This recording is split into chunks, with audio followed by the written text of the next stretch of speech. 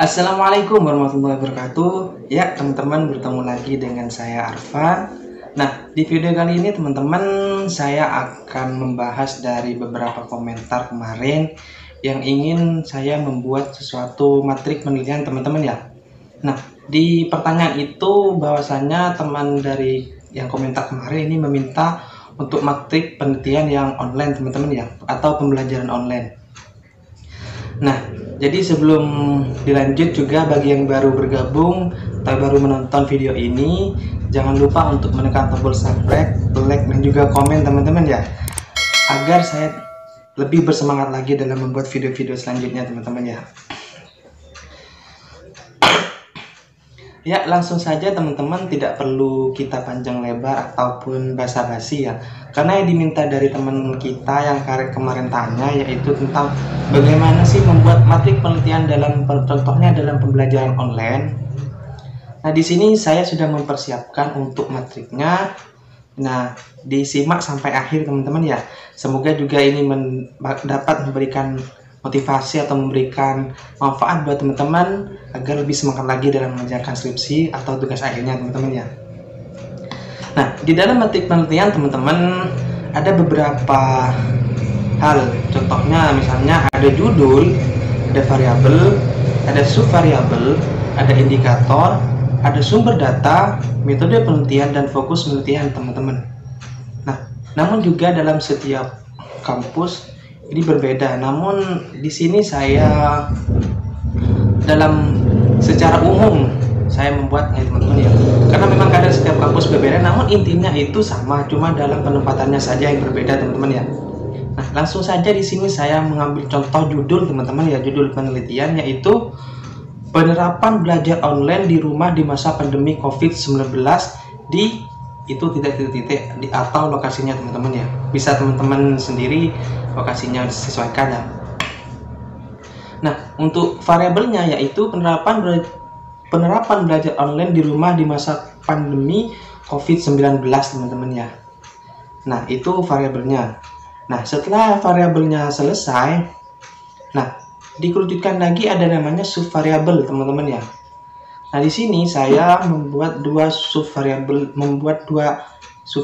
Yang pertama yaitu persiapan dan penerapan belajar online di rumah di masa pandemi COVID-19 di titik-titik teman-teman ya.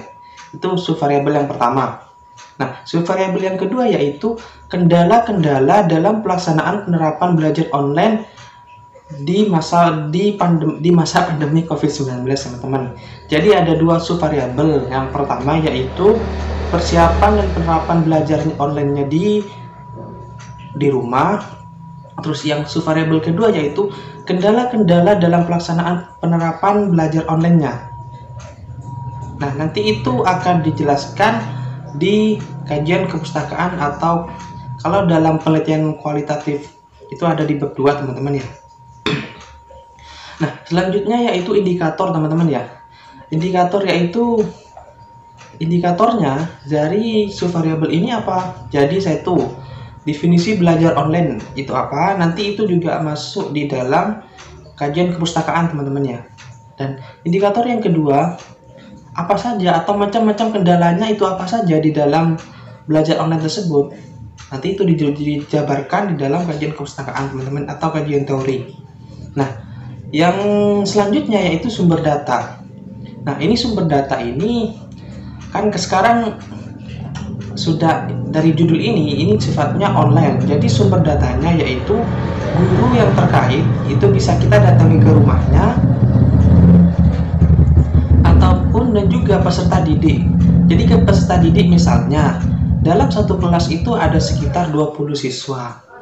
Nah, kita ambil separuhnya saja untuk kita melakukan wawancara teman-teman ya, atau kita melakukan riset ataupun dokumentasi nanti.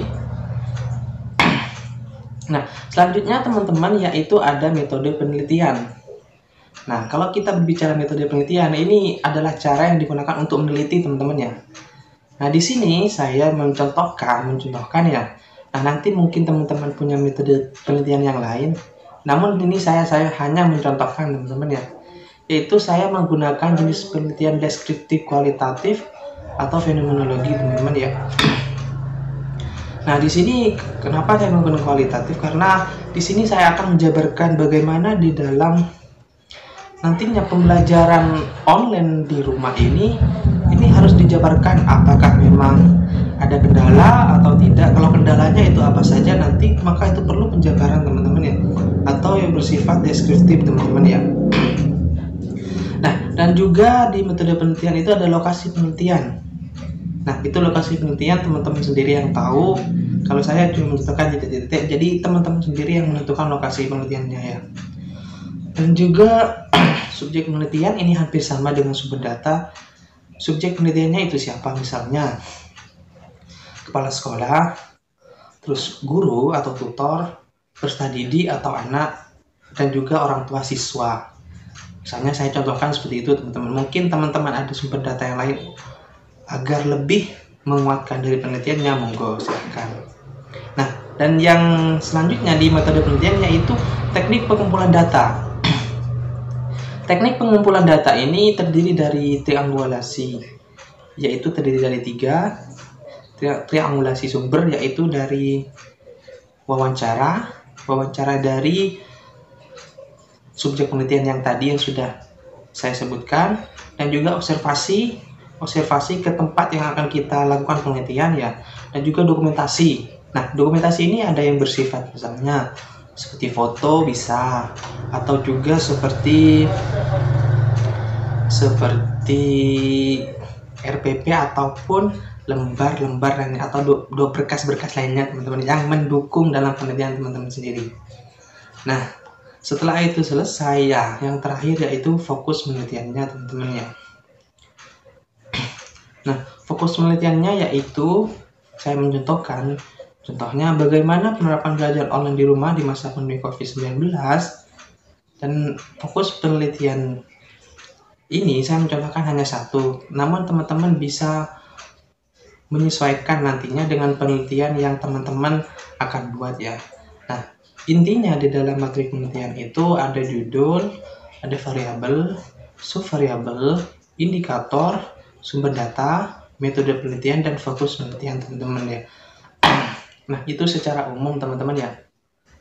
Nah, namun sesuaikan lagi dengan kampus teman-teman masing-masing yang memang kadang sudah mempunyai buku pedoman masing-masing di dalam, misalnya di dalam membuat materi penelitian teman-teman ya. Nah, mungkin itu dulu teman-teman. Apabila dari saya ada salah, mungkin memang murni dari saya. Kalau ada koreksi mungkin bisa ditambahi teman-teman di kolom komentar, atau mungkin yang mau request, karena memang kita sambil belajar bersama. Karena saya juga belajar, saya mencari data atau mencari sumber ini juga saya sambil belajar teman-teman ya. Nah, mungkin ada yang lebih tahu dari saya, tidak apa-apa, mungkin bisa ditambahi, karena tidak ada salahnya kita saling belajar teman-teman ya. Nah, dari saya kurang lebihnya, terutama semangat untuk yang sedang melaksanakan tugas akhir atau mengerjakan tugas akhir. Jangan lupa niat teman-teman pertama keluar dari rumah. Niatnya apa, pasti akan menjadi motivasi teman-teman. Kurang lebihnya dari saya, wassalamualaikum warahmatullahi wabarakatuh.